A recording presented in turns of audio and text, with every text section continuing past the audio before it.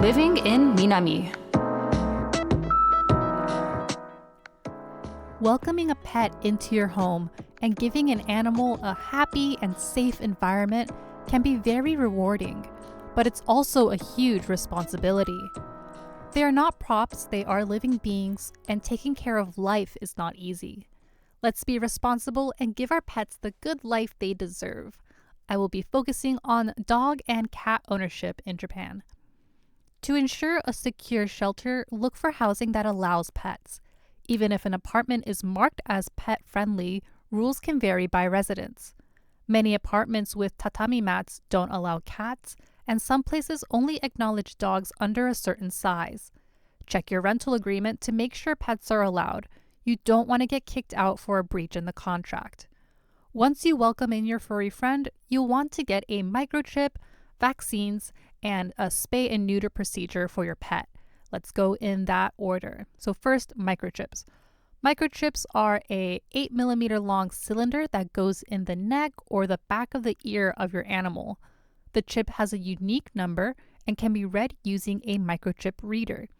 This way, your animal can be returned to you even if you're ever separated. As of 2022, Japan requires breeders and pet shops to microchip their animals.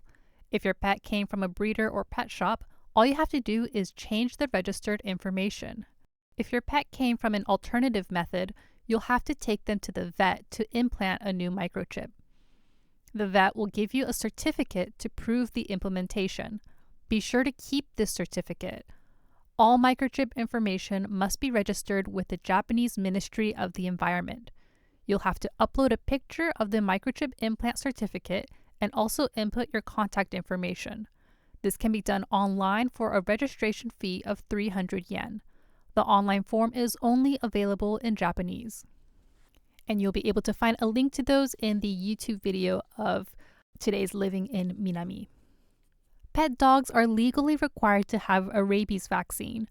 A veterinarian must administer the vaccine within 91 days of the dog's birth or within 30 days of adoption. Once your dog is vaccinated, you have to register your dog also within 30 days of adoption. You can do this at your local ward or city office at the Hoken Fukushi Center, the Health and Welfare Center. Be sure to follow up with annual rabies shots. Cats are not required to have rabies vaccine if they stay in Japan, but customs will require it if you ever move outside of the country. It's also heavily recommended you give your cats a combination vaccine so they can develop an immune system against deadly viruses often found in cats. It's the owner's responsibility to spay or neuter their animal to reduce the number of stray dogs and cats. Even if you keep them indoors, it's good to spay and neuter in case of emergencies. Say they run out the door or you get separated during an earthquake. It's generally recommended for cats and dogs to receive surgery when they're around 6 months old, but that can depend on the animal's condition and environment, so consult with your vet. Dogs and cats live 10 to maybe even 20 years. Their lives are short, so let's be the best pet owners we can for the precious time we have together.